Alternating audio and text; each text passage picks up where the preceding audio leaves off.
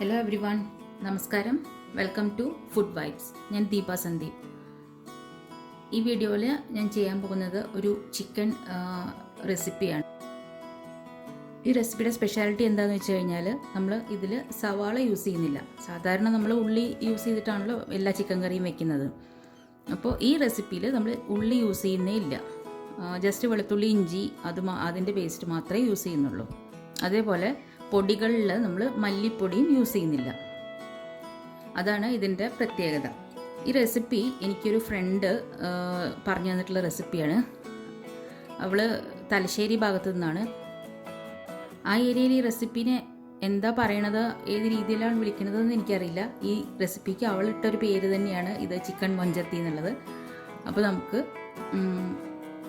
എങ്ങനെയാണ് ഇത് ഉണ്ടാക്കുന്നത് നോക്കാം. ആൻഡ് സനീഷ ഇത് കാണുന്നുണ്ടെങ്കിൽ thank you so much for the recipe. അപ്പോൾ നമുക്ക് ഇനി ഈ ചിക്കൻ മൊഞ്ചത്തി എങ്ങനെയാണ് ഉണ്ടാക്കുന്നതെന്ന് നോക്കാം. ഞാനിവിടെ ഒരു ചട്ടി വെച്ചിട്ടുണ്ട്.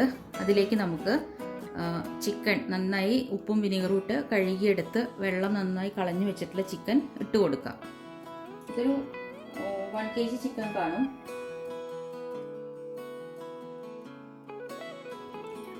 ചിക്കൻ ഇട്ട് കൊടുത്തിട്ടുണ്ട്. ഇനി നമുക്കിതിലേക്ക് 1 ടീസ്പൂൺ മഞ്ഞൾപ്പൊടി, ഒരു 2 ടേബിൾ സ്പൂൺ മുളക് പൊടി. ഞാനിവിടെ കശ്മീരി ചില്ലിയാണ് എടുക്കുന്നത്, അതുകൊണ്ടാണ് 2 ടേബിൾ സ്പൂൺ ഇട്ടത്. ഇനിയിപ്പോൾ നിങ്ങൾ നോർമൽ സാധാരണ മുളക് പൊടിയാണ് എടുക്കണതെന്ന് വെച്ചിട്ടുണ്ടെങ്കിൽ ഓരോരുത്തരുടെ എരിവിനനുസരിച്ച് എത്രയും ചേർക്കണമെന്ന് വെച്ചാൽ അത്രയും ചേർത്ത് കൊടുക്കുക. പിന്നെ വേണ്ടത് കുറച്ച് ഗരം മസാല ചേർത്തിട്ടുണ്ട്. ഒരു 1 ടീസ്പൂൺ ഗരം മസാല ചേർത്തിട്ടുണ്ട്. അതേപോലെ കുറച്ച് പെരിഞ്ജീരകം പൊടിച്ചത്. പിന്നെ വെളുത്തുള്ളി ഇഞ്ചി പേസ്റ്റ് ചേർത്ത് കൊടുക്കാം. ഒരു 1-1.5 ടേബിൾ സ്പൂൺ വെളുത്തുള്ളി ഇഞ്ചി ചതച്ചത് കാണും, അത് ചേർത്ത് കൊടുക്കാം.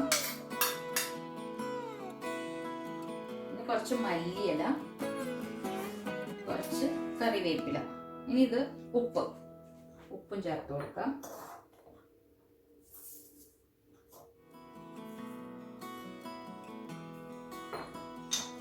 ഇനി ഇത് നന്നായിട്ടൊന്ന് മിക്സ് ചെയ്തിട്ട്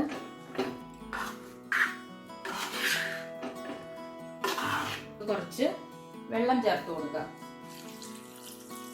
ഞാനിവിടെ ഒരു 1/2 കപ്പ് വെള്ളം ചേർത്തിട്ടുണ്ട്. ഒന്നും കൂടെ നന്നായിട്ട് മിക്സ് ചെയ്യാം. അപ്പം മുളക് പൊടിയും മഞ്ഞൾപ്പൊടിയും ഗരം മസാലയും പെരിഞ്ജീരകത്തിൻ്റെ പൊടിയും മാത്രമേ ഞാൻ ചേർത്തിട്ടുള്ളൂ. വേറെ മല്ലിപ്പൊടി ചേർത്തിട്ടില്ല.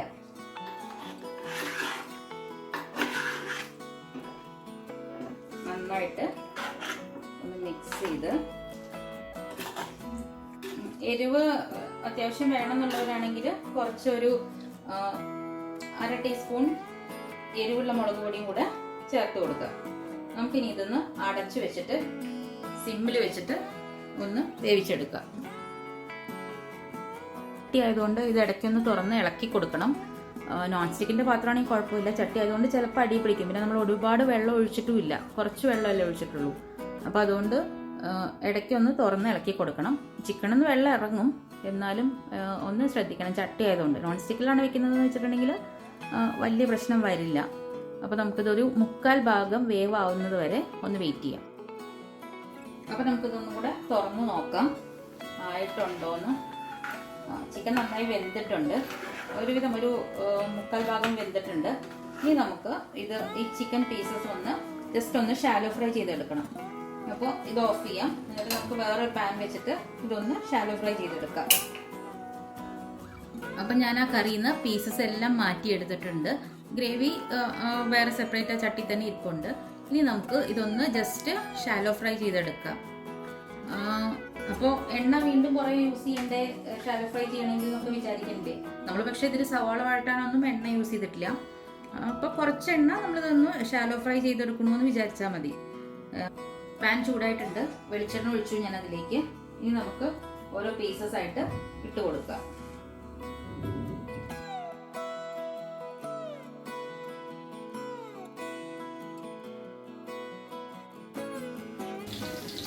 അപ്പോൾ ചിക്കൻ ഒരു സൈഡ് നന്നായിട്ട് ആയിട്ടുണ്ട്. നമുക്കതൊന്ന് തിരിച്ചിടാം. ജസ്റ്റ് ഒന്ന് ഷാലോ ഫ്രൈ ചെയ്താൽ മതി. ഒരുപാട് അങ്ങ് മൊരിഞ്ഞ് വരുമൊന്നും വേണ്ട. നമ്മൾ കാരണം വീണ്ടും ആ ഗ്രേവിയിലേക്ക് തന്നെ ഇടാൻ പോവുകയാണിത് ഫ്രൈ ചെയ്തതിൻ്റെ ശേഷം. അപ്പോൾ ജസ്റ്റ് ഒന്ന് ഒരു 3-4 മിനിറ്റ്സ് കഴിഞ്ഞാൽ നമുക്കത് തിരിച്ചിടാം. മറ്റേത് ഒരുപാട് ഇതായി കഴിഞ്ഞിട്ടുണ്ടെങ്കിൽ വല്ലാണ്ട് പീസ് ഭയങ്കരമായിട്ട് അങ്ങ് ഡ്രൈ ആയ പോലെയാവും. ജസ്റ്റ് ഒന്ന് പെട്ടെന്ന് തിരിച്ചിട്ട് കൊടുത്തിട്ട് നമുക്ക് ഫ്രൈ ചെയ്തെടുക്കാം.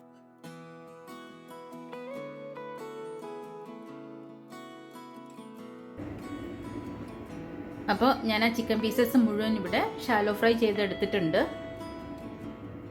നമ്മൾ ചിക്കൻ വേവിച്ചെടുത്ത ആ സ്റ്റോക്ക് വീണ്ടും തിരിച്ച് അടുപ്പത്ത് വെച്ചിട്ടുണ്ട്. അതിൽ കുറച്ച് ചിക്കനിൽ നിന്ന് ഇറങ്ങിയ വെള്ളമുണ്ട്. നമ്മൾ ഒഴിച്ച ആ ഒരു 1/2 കപ്പ് മുതൽ 1 കപ്പ് വരെ വെള്ളം ഒഴിച്ചിട്ടുണ്ടായിരുന്നു, അതും ഉണ്ട്. ഇനി ഇത് ജസ്റ്റ് ഒന്ന് തിളയ്ക്കുമ്പോൾ നമുക്ക് ഒരു 4 ഇത് ചെറിയ പച്ചമുളക് ആയതുകൊണ്ട് ഞാനിവിടെ 4 പച്ചമുളക് എടുത്തിട്ടുണ്ട്. ഒരു തക്കാളി അരിഞ്ഞതും എടുത്തിട്ടുണ്ട്. ഇതിനി നമുക്ക് അത് തിളയ്ക്കുമ്പോൾ അതിലേക്ക് ചേർത്ത് കൊടുത്തിട്ട് നന്നായിട്ട് വേവിച്ച് ഉടച്ചെടുക്കണം. അതായത് ഈ തക്കാളി അതിലേക്ക് ചേർന്നിട്ട് ഒരു തിക്ക് ഗ്രേവി പോലെ ആവണം. അത് അത്രയും നമുക്കൊന്ന് തിളപ്പിച്ചെടുക്കണം. ചേർത്ത് കൊടുത്തിട്ടുണ്ട്.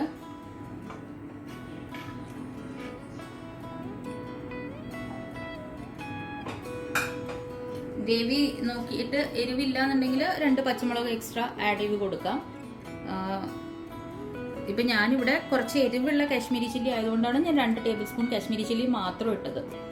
അതല്ല നമ്മൾ കാശ്മീരി ചില്ലി എരിവില്ലാത്തതാണെങ്കിൽ നമ്മൾ ഒരു 1/2 ടേബിൾ സ്പൂണും കൂടെ എന്തായാലും മുളക് പൊടി ചേർത്ത് കൊടുക്കണം. കാരണം കുറച്ചൊരു എരിവ് കറിക്കില്ലെങ്കിൽ അത് ടേസ്റ്റ് ഉണ്ടാവില്ലല്ലോ. അപ്പോൾ ഓരോരുത്തരുടെ എരിവിനനുസരിച്ചിട്ട് മുളക് പൊടിയും പച്ചമുളകിൻ്റെ അളവും ജസ്റ്റ് ഒന്ന് ശ്രദ്ധിക്കുക.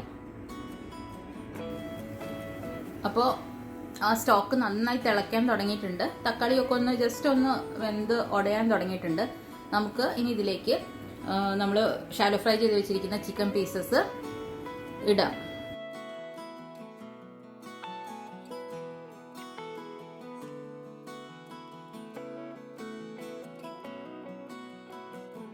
നന്നായിട്ടൊന്ന് എല്ലാ പീസസും അതിലേക്കൊന്ന് ആ ഗ്രേവിയിലൊന്ന് ഇതാവുന്ന വരെ നമുക്ക് ഒന്ന് മിക്സ് ചെയ്ത് കൊടുക്കാം. ഇനി ഇത് സിമ്മിൽ വെച്ചിട്ട് നമുക്ക് ഈ ഗ്രേവി ഒന്ന് തിക്കാവുന്ന വരെ, എന്നിട്ട് ആ പീസസിലെല്ലാം നന്നായി ഒന്ന് കോട്ടായി വരുന്നത് വരെ നമുക്കിതൊന്ന് ജസ്റ്റ് സിമ്മിൽ വെച്ചിട്ട് ഒന്ന് അടച്ചു വെച്ചിട്ട് കുക്ക് ചെയ്തെടുക്കാം. ഇടയ്ക്ക് ഒന്ന് തുറന്നിട്ട് ഇളക്കി കൊടുക്കണം. ഗ്രേവി ഒരുപാടങ്ങ് വറ്റി പോകാൻ പാടില്ല, പക്ഷെ എന്നാലും നന്നായിട്ടൊന്ന് തിക്കായിട്ട് ഈ പീസസിലേക്ക് ഒന്ന് ഇങ്ങനെ കോട്ട് ചെയ്ത് വരുന്ന മാതിരി നമുക്ക് എടുക്കാം. ഉപ്പൊന്ന് ചെക്ക് ചെയ്തിട്ട് ഉപ്പ് ആഡ് ചെയ്ത് കൊടുക്കാൻ ശ്രദ്ധിക്കണം. ഇതിലേക്ക് കുറച്ച് ചില്ലി ഫ്ലേക്സും കൂടെ ഒന്ന് ആഡ് ചെയ്ത് കൊടുക്കുന്നുണ്ട്. ഓപ്ഷനിലാണ്, വേണമെങ്കിൽ മതി. അതിൻ്റെ ഒരു കുറച്ച് എരിവും കൂടെ കറിയിലേക്ക് കിട്ടാൻ വേണ്ടിയിട്ടാണ്. വേണമെങ്കിൽ ആഡ് ചെയ്താൽ മതി, ഒരു നിർബന്ധവും ഇല്ല ചില്ലി ഫ്ലേക്സ് ആഡ് ചെയ്യണമെന്ന്. നമുക്കിപ്പോൾ ഈ കറി കുറച്ച് ഗ്രേവിയോടെയാണ് വേണ്ടത് വെച്ചിട്ടുണ്ടെങ്കിൽ, ഇപ്പോൾ ഇത് ഗ്രേവി നന്നായിട്ട് കണ്ടോ ഇങ്ങനെ തിക്കായിട്ടുണ്ട്, കുറച്ചൊന്ന് തിക്കായി വന്നിട്ടുണ്ട്. അല്ല ഒരു റോസ്റ്റ് പോലെയാണ് വേണ്ടതെന്ന് വെച്ചിട്ടുണ്ടെങ്കിൽ നമുക്ക് കുറച്ചും കൂടെ ഒന്ന് വറ്റിച്ചെടുക്കാം. പിന്നെ ഒരു കാര്യം പ്രത്യേകം ശ്രദ്ധിക്കണം, പീസസ് ഒരുപാടങ്ങ് ഫ്രൈ ചെയ്തെടുക്കരുത്, ഡ്രൈ ഫ്രൈ പോലെ ആവരുത്. അപ്പോൾ ഇതിലിങ്ങനെ ഒരു ഭയങ്കര ഹാർഡായ പോലെ തോന്നും പീസസ്. ജസ്റ്റ് ഒന്ന് ഷാലോ ഫ്രൈ ചെയ്തെടുത്താൽ മതി. കേട്ടോ, ഗ്രേവി ഇങ്ങനെ കുറുകി പോലെ ഉണ്ട്. ഇങ്ങനെ വേണമെങ്കിൽ നമുക്ക് ഈ ഒരു സ്റ്റേജിൽ വേണമെങ്കിലും എടുക്കാം. ഞാനിപ്പോൾ കുറച്ചും കൂടെ ഒന്ന് വറ്റിച്ചിട്ടാണ്, റോസ്റ്റ് പോലെയാണ് എടുക്കുന്നത്. ഇപ്പോൾ നമ്മുടെ ഗ്രേവി നന്നായിട്ട് ഒന്ന് തിക്കനായിട്ടുണ്ട്. പീസും ഗ്രേവിയും എല്ലാം കൂടെ നല്ലൊരു പരുവത്തിലായിട്ടുണ്ട്. ഇനി നമുക്കിതിലേക്ക് കുറച്ചും കൂടെ ഗരം മസാല ചേർത്ത് കൊടുക്കാം. ഒരു ടേബിൾ സ്പൂണും കൂടെ ഗരം മസാല ചേർത്ത് കൊടുത്തിട്ടുണ്ട്. പിന്നെ കുറച്ചും കൂടെ കറിവേപ്പില, മല്ലിയില, 1 ടീസ്പൂണും കൂടെ പച്ചവെളിച്ചെണ്ണ, ഇത്രയും ചേർത്ത് നന്നായി ഒന്നും കൂടെ മിക്സ് ചെയ്തിട്ട് നമുക്കിത് ഓഫ് ചെയ്ത് വെക്കാം. ഇത് ചട്ടി ആയതുകൊണ്ട് ഞാൻ ഇപ്പം തന്നെ ഓഫ് ചെയ്യാണ്. കാരണം എന്താ വെച്ചാൽ എനിക്ക് ചട്ടിയിൽ ഇരുന്നിട്ടും ഒന്നും കൂടെ ഇതൊന്ന് കുറുകും. അപ്പം ഞാനിപ്പോൾ ഇത് ഓഫ് ചെയ്യാണ്. ഇനി നമുക്ക് ഇതൊരു സെർവിങ് പ്ലേറ്റിലേക്ക് മാറ്റിയിട്ട് എങ്ങനെയുണ്ടെന്ന് നോക്കാം.